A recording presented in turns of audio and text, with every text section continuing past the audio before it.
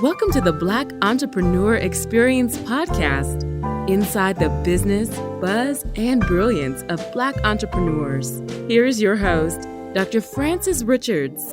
What happens in Vegas goes all over the world on Black Entrepreneur Experience episode number 517.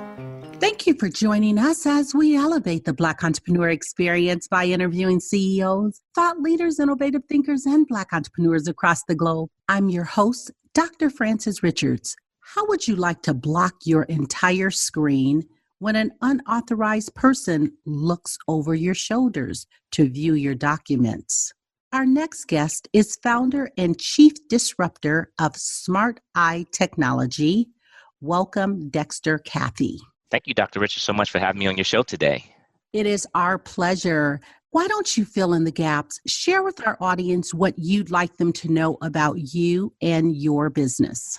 Okay, great. I'm glad you mentioned that. So I started Smart Eye Technology roughly 2.5 years ago. I'm originally from Youngstown, Ohio, a little small town in Ohio, and I live in Atlanta, Georgia. Been in Atlanta for the last 24 years now. Seems like it was just yesterday, but it's the last 24 years. And my background is actually in the financial services area. And just about 2.5 years ago, I actually moved over into the technology area by accident. It wasn't on purpose. It was by accident. I was actually in Israel, and I go to Israel once a year to see some of the technology that with the organization here in Atlanta. They go and see some of the newest technologies, newest innovations. And so I just happened to go on that trip with them just as a networking for my other business.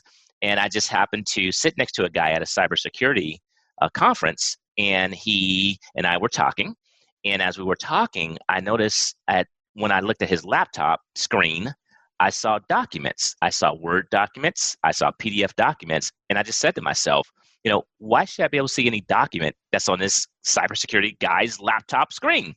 I said, it's none of my business. I said, what if we could create an app called Smart Eye Technology that would shut off if Dr. Richards or anybody else looked physically at my screen? So that's how the whole idea started with Smart Eye Technology. That is brilliant. So how did you take your finance background and build this company? What I did, because of my knowledge of business in general, I just really kind of focused on the business side of things, and I knew a lot of people in business, and so I was able to network with them. And some of them were able to actually help me out as far as some questions that I had, because I was not as familiar with the technology world. So they were able to assist me and make introductions to me with other people that they knew. And so it was a really good mix of just years of being in business and building up good quality relationships is what I focused on. And those relationships started, bearing fruit when I decided to accidentally start something else. So do you still have your investment firm? Absolutely. I still do, but it's an area where it's kind of a specialized area. So we're focused 100% on Smart Eye, though. That's our focus. Smart Eye Technology is the key focus at this point. And talk more about this Smart Eye Technology and what we should know about it and how we can support your business. Well, one of the things that you can do, like if you guys wanted to, who are your listeners right now, they can go to the Google Play Store or the Android or the iOS store and download the app. And they could check it out themselves. It's called Smart Eye, and then like Smart EYE, like your eye, Tech, TECH. If they type in Smart Eye Tech, TECH, they'll be able to download the app for free out there today. We don't have a price on it. You'll be able to see all this excitement that we're really excited about, where you upload a document inside the app. And if you ask a friend or anybody else who's sitting next to you, hey, look at this document that's on my screen. Watch what happens. The entire screen is blocked and the document shuts down so nobody can see it. And when that person's not looking at it anymore, but in your face is the only one looking at it, then the document pops back open to you so you can look at the document again. It sounds like it has some AI technology in that. Yeah, and we use facial recognition. We use what's called continuous facial recognition. So it's not just a one-time check-in with your facial recognition like you have on your phone, and then you're actually in and you can do anything you want. Ours is continuous. In other words, Dr. Richards, it actually follows your face to make sure that you are still looking at the screen. If you look away from the screen like that, it'll say away from phone. And so, because it no longer can recognize your face anymore. So it's continuously verifying your face every moment that document is open to you on that screen. Wow. That is brilliant. Now it'll do it on the computer and the phone, anywhere you have the app, it'll work. Absolutely. We currently have it where it works on the mobile phone as of right now, but in about 4 to 6 weeks, it'll be where the app will be where you can use what's called a web app. So you can pull up Smart Eye from your mobile phone on your laptop or desktop computer, the exact same thing, and it would then recognize your face. As long as you have a camera on those devices, it'll recognize your face, and the documents will open up to you as well. And if somebody walks up behind you, it'll say warning, multiple viewers. That is brilliant, brilliant concept. Talk about developing an app and launching. What advice would you give someone who's interested in developing and launching an app? I would tell you, I knew nothing about developing or launching an app. On day one, I knew absolutely nothing. I learned everything from scratch. So basically what I did, I connected with a group of Israeli software developers in Israel, and they were instrumental in helping me actually develop the app. So basically, if you're going to develop an app, I would highly suggest that you spend lots of time as well as money into the research of that particular app, because it's not just about developing an app. It's really about, because apps are expensive to develop. They're not when you build a quality app, they're expensive. It's not like building a website and you can throw it up for $10, $15. That doesn't exist in the app world. So you're talking about spending possibly, I've seen some apps as low as $50,000 up to $1 million for an app. And so ours was on the higher side of things. Ours was not a $50,000 app as well to build. It's a very expensive app that we created, but you definitely want to spend lots of time doing research on building the app, on knowing exactly what it's going to be used for. In other words, when you create something, you have to have a purpose for it. It just can't because it's a cool idea. That just doesn't work. It has to be a purpose for it. Could this be used in the business world? Could this be used for consumers? Will consumers pay for it? Will businesses pay for it? Why would they pay for it? So those are questions I would say definitely as you're building an app or thinking about it. You also have to think about cloud storage, because when you have that app, it has to connect to a cloud provider. So that data has to be stored somewhere. So whether you're going to use an AWS, Amazon Web Service, or you're going to use a Microsoft Azure, those are things that you need to kind of know up front to host your data of your app. And Dexter, you mentioned the high end of developing an app. Talk about financing your company. How did you raise the capital to finance? That's a great question. That's something that all entrepreneurs, always want to know about. How do you go about getting money? And it's not just about going to get money. You need to have, of course, money, but what's more important is really having a real passion and a focus and an intense passion and focus on one thing that you're extremely passionate about. And so what I mean by that is, number one, investors have to be convinced that you're serious about this. They have to also be convinced that it's a viable product, meaning people will actually pay money for it.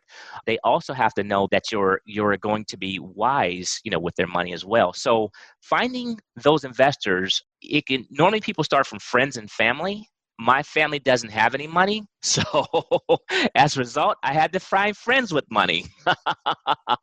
So if you don't have any family with money, you have to find friends with money. And so I was able to go out and talk to investors that I just met throughout the years, that I've known for several years, and I told them my idea. And it was hard because, especially before Dr. Richards, I actually had the app up and running.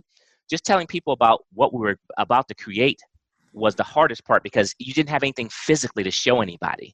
So it was hard to really initially do that. But after we began to create the app, it was pretty much a go as far as with other investors at that point, because they physically saw something that they could actually see working and being tangible. So at that point, it became a real thing. So I would highly recommend, if you're an entrepreneur out there seeking capital, start with people who believe in you. And if you don't have any people who believe in you, focus on finding quality networks that you could become a part of and telling people your dream, because it's easy to have a passion about something, but people have to know that you're real in this thing because they buy you.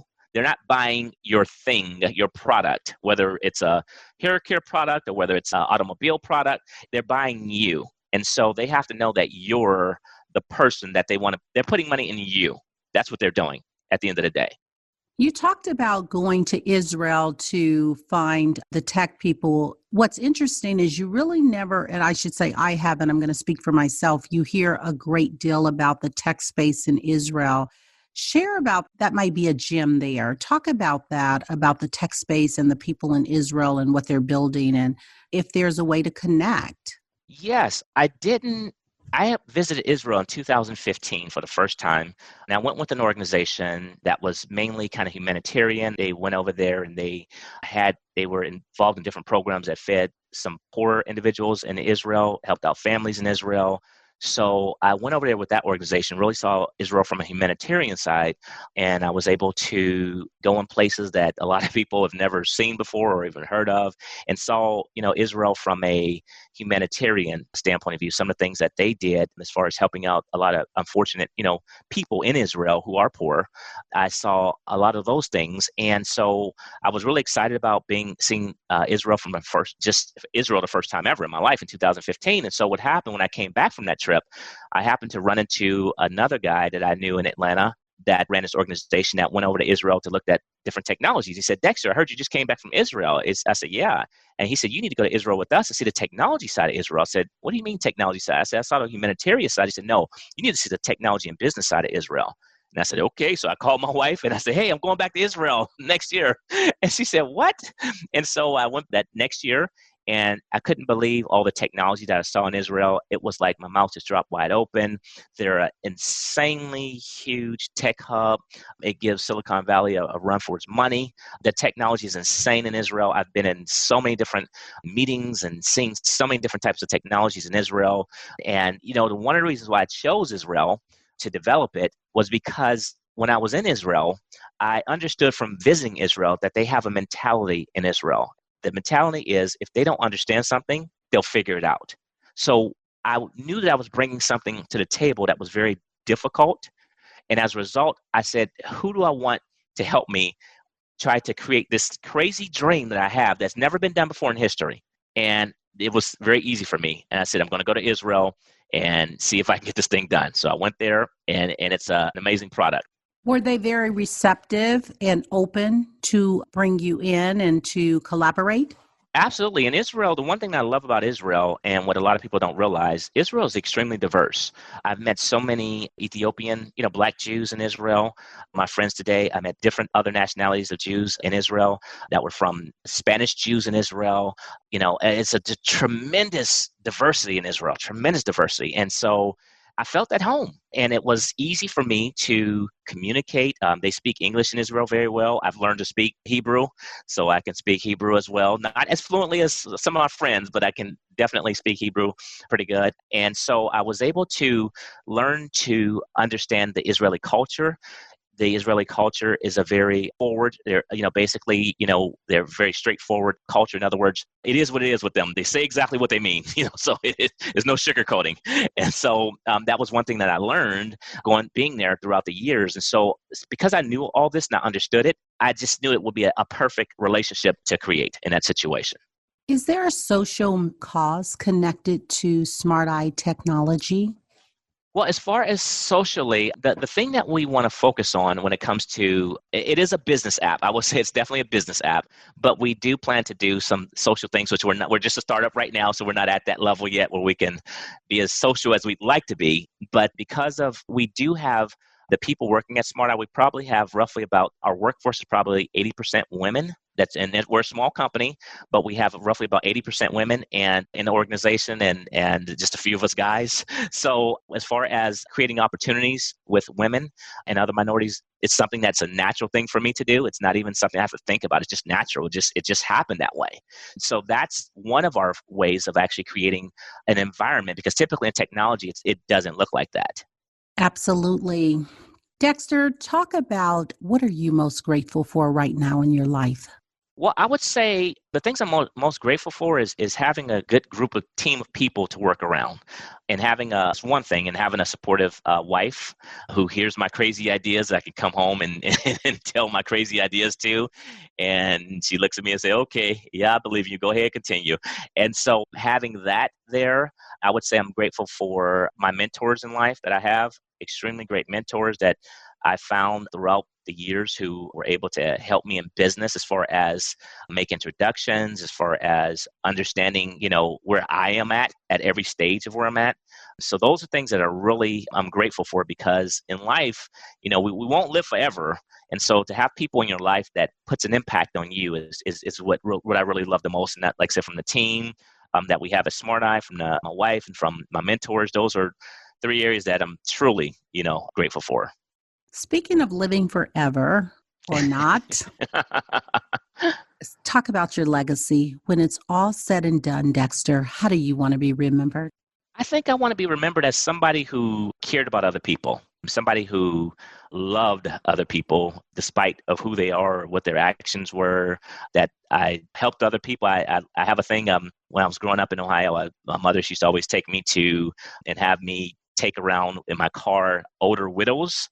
And so I have a passion for helping out, older widows. And I've got plans for, that in the future as far as other things I'd like to do. But that's just something I'm passionate about because they're helpless.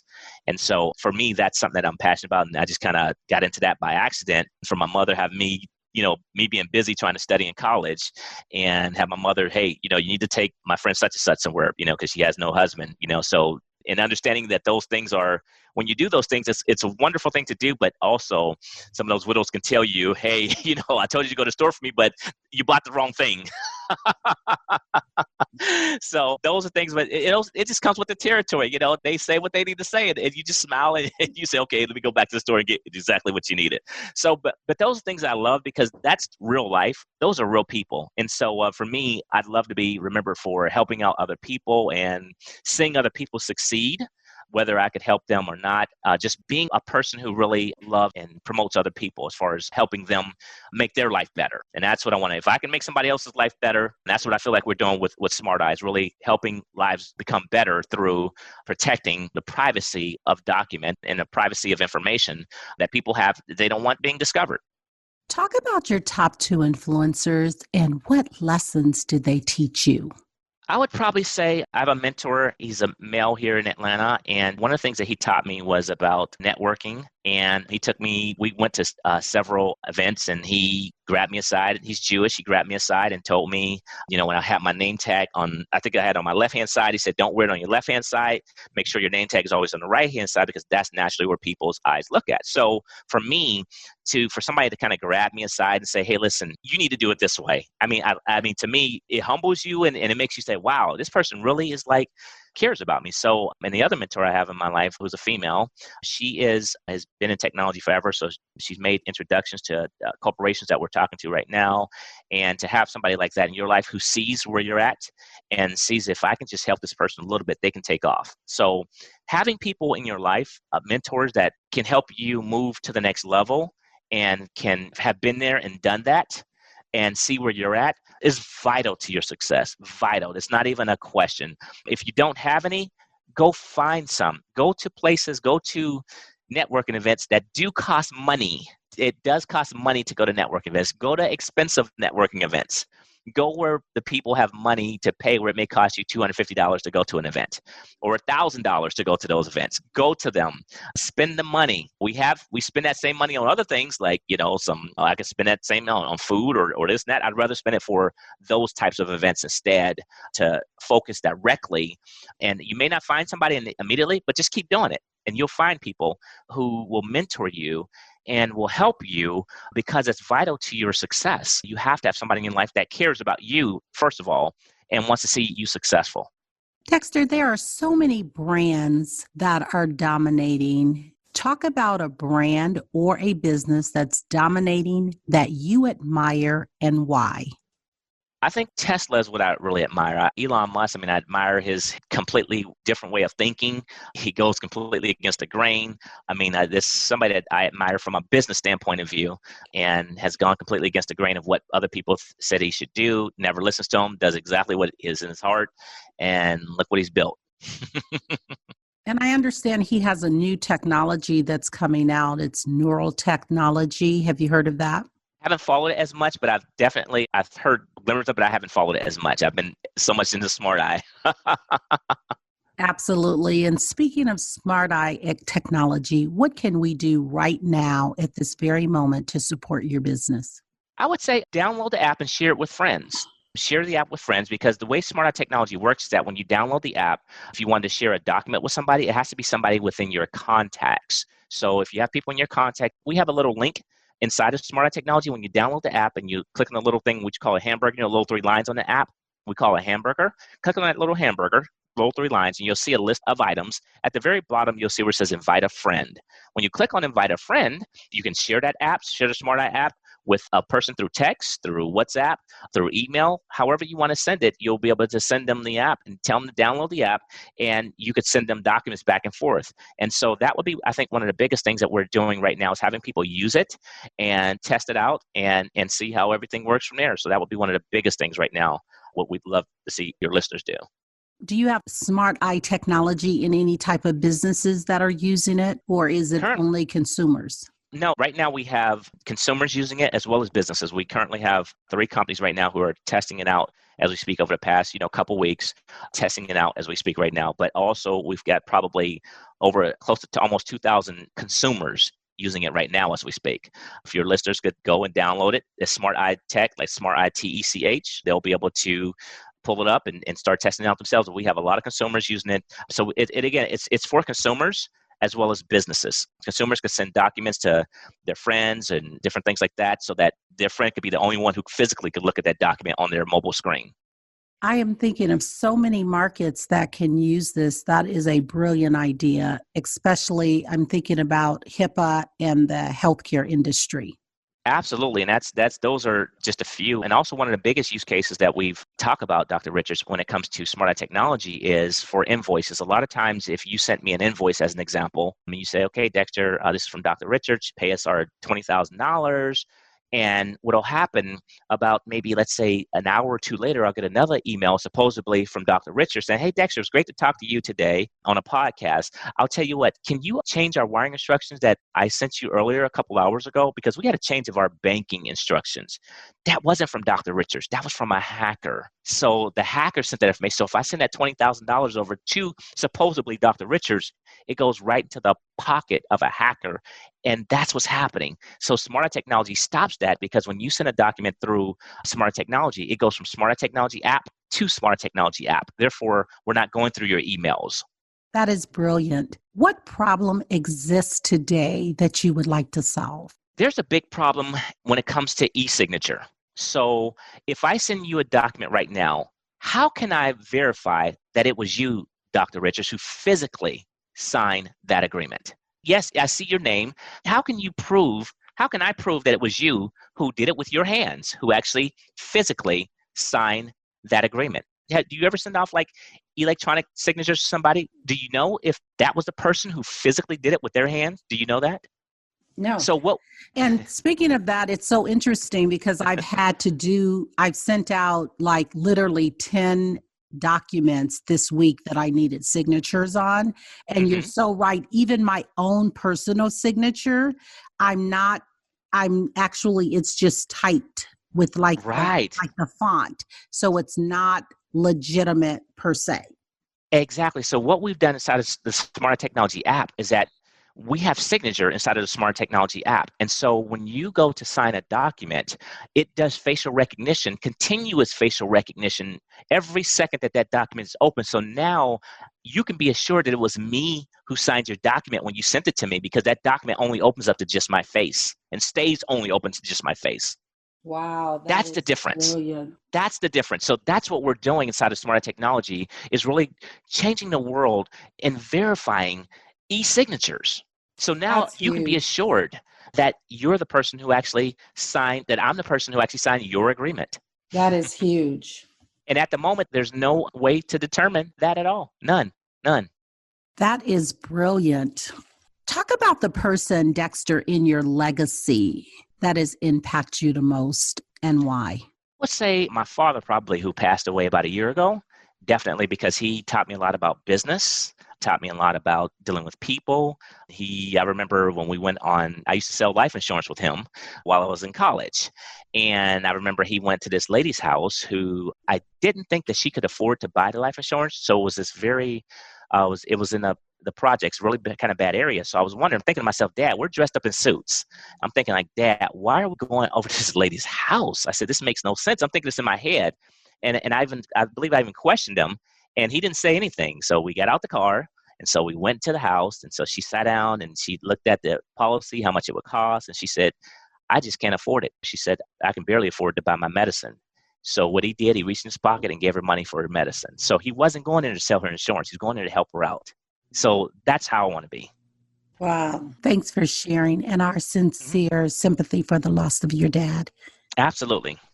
Let's shift gears for a moment and talk about the worst moment in business and what was your takeaway? Those happen all the time. No. I would say when we first started Smart Eye Technology, I remember we had like our first maybe 2 or 3 months of starting, we had owed our developers in Israel close to like $70,000. And it was time to pay. We didn't have the money to pay. I was waiting on some investors to put money in the account. They said they would come through and they didn't come through. So my guys in Israel called me and said, hey, Dexter, we're on your side. We're with you, but we need to pay our developers. And I said, I get it, guys. Don't worry about it. I said, everything will work out fine. And like 30 days, or I think 45 days went on, they're still calling me. I'm saying, look, everything is going to work out fine. I'm sweating like crazy. And so what happened, we did have some investors that came through in a pretty big way in that short amount of time. They didn't know that I needed it, but they knew I needed investments to continue to move forward.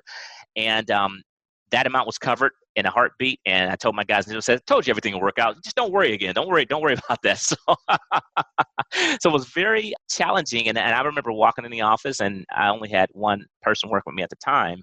And she saw my concern on a daily basis.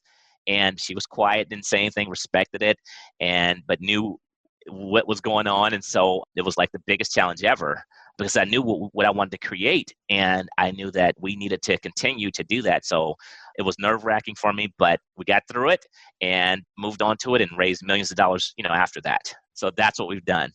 That's a great story. Speaking of raising money, and you talked about it earlier, can you drop some more value bombs on raising money? Because we know when you look at the statistics for Black and brown people and women getting financed through investors, is there any advice you could offer?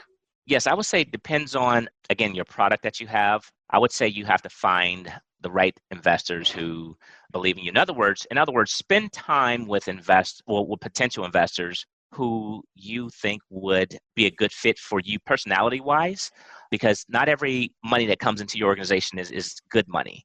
So you may have an investor that completely you're at odds with. So you need to really find investors who personally believe in you and are willing to be patient with you and are willing to see you through the entire stage of everything that you're doing. So it's sometimes hard to find those people.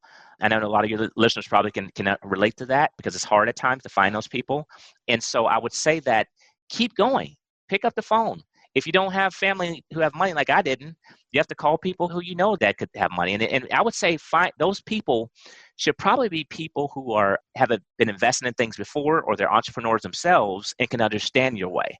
Because if they're not entrepreneurs themselves, or maybe they don't invest, and you're asking them for money, you're going at the wrong person at that point. So stick with people who are entrepreneurs or investors who are used to investing in things that may work in your area. So I would say that would be the best way to raise money, because if you're trying to talk to friends who are not investors, you're wasting your time. If you're trying to talk to family members who are not investors, you're wasting your time. I have some family members that I know who do have money, but they're not investors.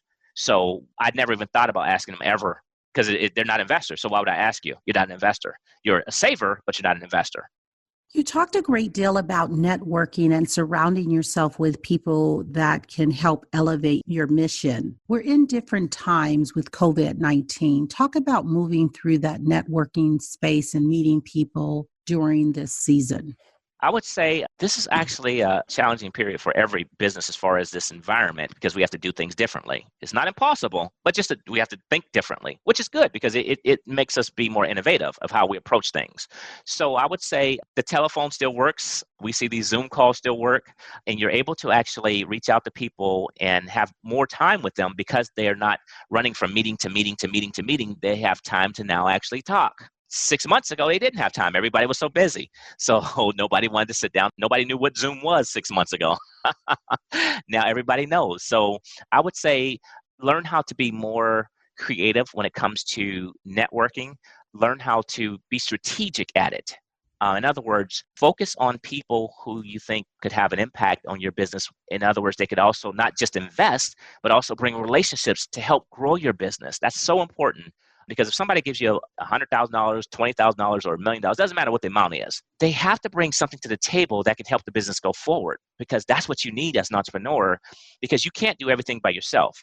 And if you try to, you'll fail. So you need people who say, listen, I see where you're at right now. This is what you need to grow. And I know some people who could help you do that. That's what you need. Dexter, how do you feel about the person that you have become? I think 2.5 years ago, I didn't think that I would be doing anything else, Dr. Richards, than what I've done in the financial services world. I had no interest, and I had a lady who is a rabbi that I know pretty well, and she used to tell me 3 or 4 years ago, she said, Dexter, when you talk about technology, you light up more than anything. She said, I know you've been doing your, investment side for over 20 years, but when you talk about technology, you just light up. And she said, that's your real calling. I said, get out of here. I said, no. I said, get out of here. I said, I love what I'm doing. And she was right. She saw it and she was right. So I would say those are the types of things that, for me at least, if you told me 3 years ago that I'd be doing something differently, I would have said, get out of here. No way. And I love it because I really enjoy what I'm doing. And we're helping people and companies really change the way that they send and receive documents. So that's what I'm passionate about. So I love that person. Now, did you have to get any type of patents or trademarks before you launched the app? Yes, before we even started talking to people about it. And that's a very good question, Dr. Richards, that you asked, because getting something patented and trademarked for that matter, because those are two different worlds, is vital. So if you have an idea and you want to focus on that idea, before you start telling the world about it, start doing research with patent attorneys. Start sitting down with them, telling them what you want to do. Have them. Sometimes they can do research. That can be a little bit expensive if they do the research. But if it's something that's unique, go ahead with the patent process and focus on that. And so whether it's a patent or whether you need to get things trademarked, you'll have to do both. It's not cheap to do, but it's vital to your business. And did you hire an attorney or did you do it yourself for the patent and trademark? No. That's a great question. No, I didn't do it myself. Initially I tried to do my little trademark and copyright with the name. I completely messed it up, just completely. So I actually, because there's services out there that'll help you try to go ahead and do a trademark or things like that. And I tried it. When you deal with the government, they said, this is not right, that's not right. And, as an entrepreneur, you don't have time to do all that. So I just turned it over to the attorneys, say, you guys deal with that. They did it so smoothly, got everything trademarked, and our patent was filed 2.5 years ago. I didn't try to do a patent. They did that 100% with the patent. I thought I could, trademark things myself, but you can't. I'm sorry, you just can't. That's not my job. My job is to create and run a business, not to be a person that does all that legal information. So turn it over to somebody that can do the legal information. You'll save a lot of time and money. Now, did you do a provisional patent before you did the traditional patent, or did you go straight into the patent? I actually did a provisional patent first. You're correct. I did a provisional patent first, and that was, like I said, 2.5 years ago. And then they give you a year after that to convert it over to an actual patent at that point, a regular patent. And then, of course, that stays pending until it's actually accepted. And that's a process that you have to go through as well. But yes, you do a provisional patent first, which basically makes sure that you're the first person who had access or who created that invention. So yes, that's first before you do anything. And that's actually a lesser cost than filing a regular patent. So I would highly recommend to your listeners to file a provisional patent first. That's good for 1 year. And then after 1 year, then you have to file an actual full patent application at that point with a patent attorney. And then with the provisional patent, are you feeling comfortable? Is that going to protect your idea to keep someone from doing a patent on your patent? Does that make sense? Yes. One of the most important things about that is that once you file that provisional patent, let's say you filed something today, and let's say 6 months ago, a competitor filed the exact same thing you did. Doesn't matter. You filed it first. It's all about who filed it first. You filed it first. That invention belongs to you, not that other 6 month later competitor. So it's all about who files it first. That's why you have to get it done out the way initially. And remember, with a patent, It's really about the process. So it's not about a thing like a glass or a piece of paper or a chair. It's about how that thing works. That's what a patent is really all about. So it describes how your invention works. Somebody could still do something similar, but it has to be exactly, from what, I've learned, and it may not be 100% correct, and I'm not, again, that's no legal information there. I'm just learning from my own personal experience. It has to be about a process of how your invention actually works. Dexter, talk about your most memorable moment in life or business. I would probably say my most memorable moment in life is probably when I was 16 years old. I actually I was going to a public school in Ohio, and I wasn't really doing well at the public school. And I asked my father, could I go transfer to a private Catholic school? And he said, no, because you're messing up at the public school. So I'm not going to pay for you to go mess up at the private school. Because my brother was already attending the private school and he had just graduated. So I said, well, since he graduated, my dad's not paying any money for that. Now I guess he can now pay money for me. And he said, no, I'm not going to do it. So I said, well, if you don't do it, I'm going to do it myself. So I actually paid my own way through private high school, which was about $7,000 a year at the time. That taught me a lot of discipline because I was making $4.25 an hour, paying $7,000 a year. So I knew exactly how much I needed to make on a monthly basis in order to pay my tuition.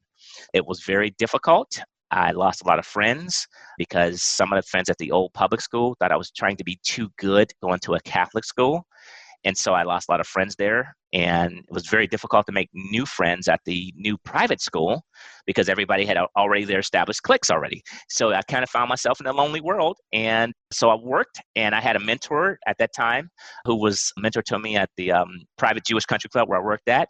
And he came over to me and was asking me on a weekly basis, how are your grades doing? How are you doing socially? How are you doing family-wise? I mean, so he just literally just was in my business on a weekly basis. And so I had somebody to be accountable to outside of my family because I had a great mom and dad. But still, when you hear somebody else on the outside, it rings a lot bigger in your ear as well because you're like, this person actually cares. So that to me was probably the turning point in my life. Dexter, talk to a younger you. What advice would you give to a younger Dexter? I would say probably pretty impatient. I'm pretty impatient. I like for things to move fast. I would probably say slow down, but it's hard to happen. But it's about patience, and some things do take time to work out. But I'm pretty impatient in a positive way, impatient to make things move fast and move faster. So I'd probably say slow down a little bit and look around and enjoy things a little bit more. But it's hard.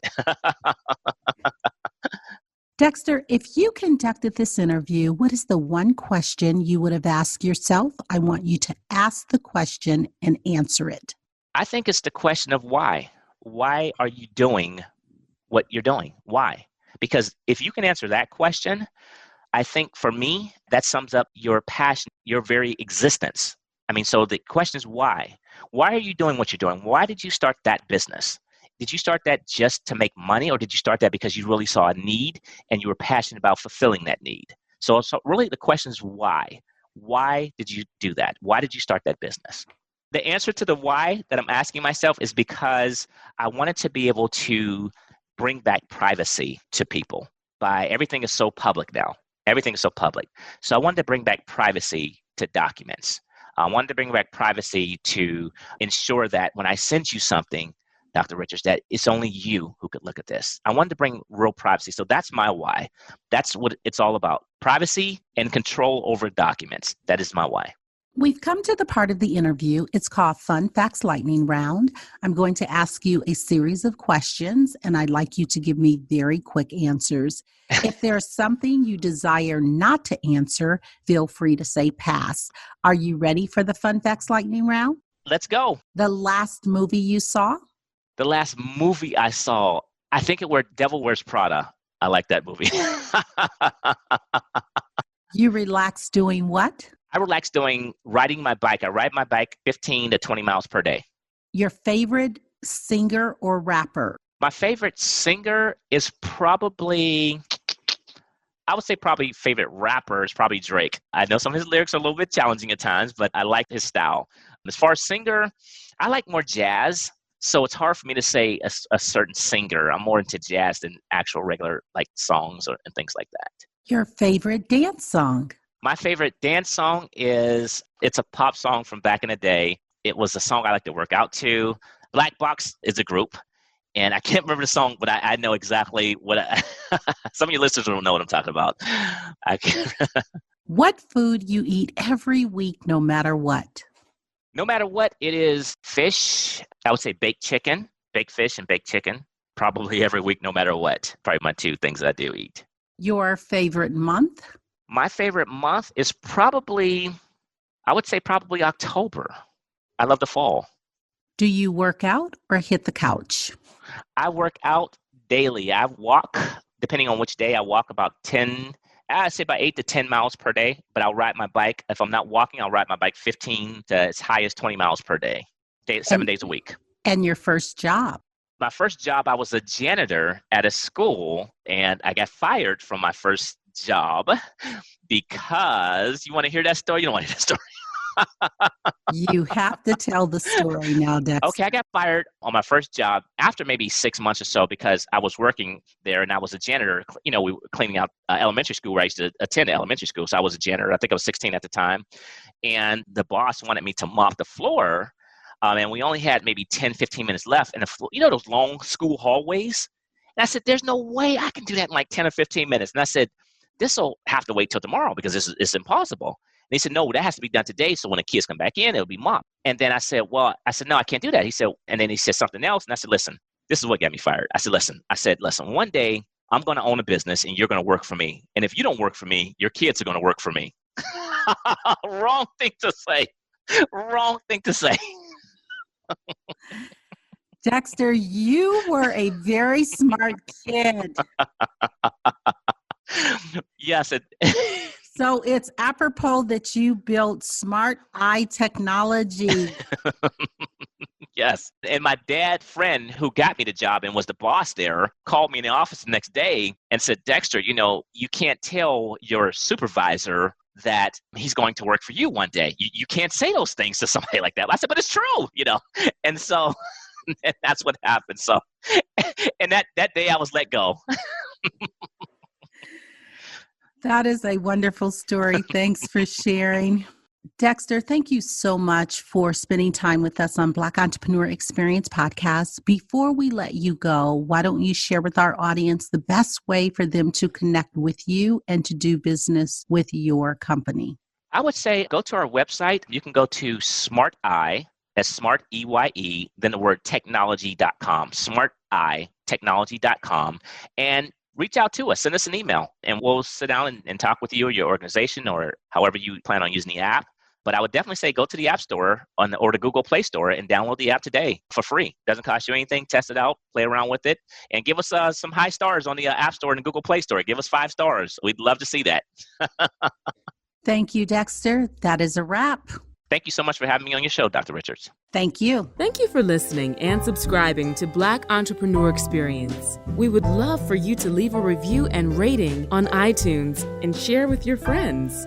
For show notes and more episodes, go to www.beepodcast.com. Join us next Wednesday, and remember, green is the new black. So keep your bank accounts and your business in the black.